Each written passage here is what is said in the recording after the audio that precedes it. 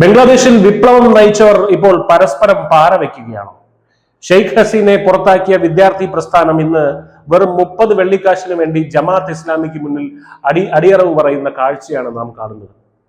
മുഹമ്മദ് യൂനസിന്റെ തണലിൽ വളർന്ന nationalist citizen party അഥവാ കിങ്സ് പാർട്ടി തകർച്ചയുടെ വക്കിലാണ്.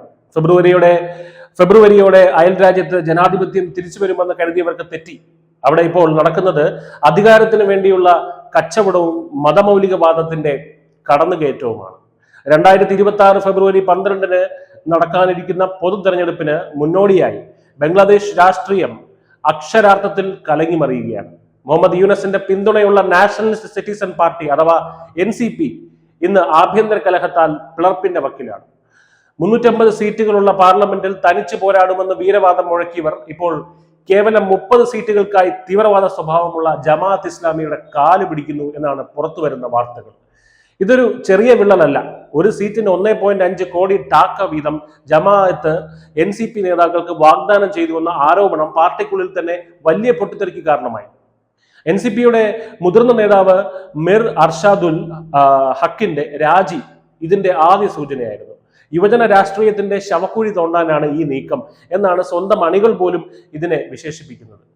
മറുഭാഗത്ത് ബംഗ്ലാദേശ് നാഷണലിസ്റ്റ് പാർട്ടി BNP ശക്തമായി തിരിച്ചു വരുന്നു.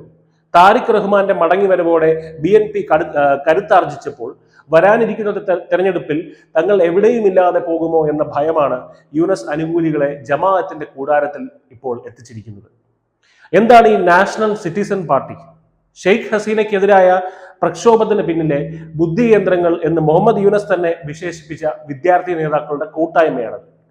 ഭരണകൂടത്തിന്റെ വഴിവിട്ട പിന്തുണ ഇവർക്ക് ലഭിച്ചിരിക്കുന്നതിനാൽ കിങ്സ് പാർട്ടി എന്ന വിളിപ്പേരും ഇവർക്കുണ്ട്. തങ്ങൾക്ക് അനുകൂലമായ ഒരു രാഷ്ട്രീയ സാഹചര്യം ഉണ്ടാക്കിയെടുക്കാൻ യൂനസ് ഭരണകൂടം ശ്രമിക്കുന്നു എന്ന ആക്ഷേപം നിലനിൽക്കെയാണ് സ്വന്തം പാർട്ടിക്കുള്ളിലെ ഈ നാണംകെട്ട ഭിന്നത പുറത്തു വരുന്നത്. ബംഗ്ലാദേശിലെ ഇപ്പോഴത്തെ സാഹചര്യം അങ്ങേയറ്റം ഭയാനകമാണ്. മുഹമ്മദ് യൂനസ് അധികാരമേറ്റ ശേഷം 184-ലധികം പേരാണ് ആൾക്കൂട്ട ആക്രമണങ്ങളിൽ കൊല്ലപ്പെട്ടത്. കഴിഞ്ഞ ഒരാഴ്ചയ്ക്കുള്ളിൽ 2 ഹിന്ദു യുവാക്കളെയാണ് ആൾക്കൂട്ടം നിഷ്ഠൂരം തല്ലിക്കൊന്നത്. ഇന്ത്യ വിരുദ്ധ വികാരം ആളിക്കത്തിക്കുന്ന റാഡിക്കൽ ഇസ്ലാമിസ്റ്റ് നേതാക്കളുടെ സ്വാധീനം അവിടെ ദിനംപ്രതി വർദ്ധിച്ചു വരികയാണ്. രാജ്യം അസ്ഥിരമായിരിക്കെ ജനാധിപത്യ സ്ഥാപനങ്ങളെ പുനർനിർമ്മിക്കുന്നതിന് പകരം അധികാര വടംവലിയാണ് ഇടക്കാല സർക്കാരിന്റെ നോമിനികൾ ഇപ്പോൾ ശ്രദ്ധ കൊടുക്കുന്നത്. മുഹമ്മദ് യൂനസ് വിഭാവനം ചെയ്ത പുതിയ ബംഗ്ലാദേശ് ഒരു വലിയ പരാജയമായി മാറിക്കൊണ്ടിരിക്കുകയാണ്. വിദ്യാർത്ഥി പ്രസ്ഥാനം ജമാഅത്ത് ഇസ്ലാമിയുടെ ഗർഭപാത്രത്തിലേക്ക് ലയിക്കുന്ന കാഴ്ചയാണ് നാം കാണുന്നത്. ഇത് ബംഗ്ലാദേശിനെ വീണ്ടും ഒരു അസ്ഥിരമായ മതമൗലികവാദ രാഷ്ട്രമാക്കി മാറ്റുമോ എന്ന ആശങ്ക ഇന്ത്യ ഉൾപ്പെടെയുള്ള അയൽ രാജ്യങ്ങൾക്കുണ്ട്. വരാനിരിക്കുന്ന തെരഞ്ഞെടുപ്പ് ബംഗ്ലാദേശ് ജനതയുടെ വിധിയല്ല, മറിച്ച് മതമൗലികവാദികളുടെ കരുത്താണ് നിശ്ചയിക്കാൻ പോകുന്നത് എന്ന് സുവ്യക്തം. News desk, news India Malayalam.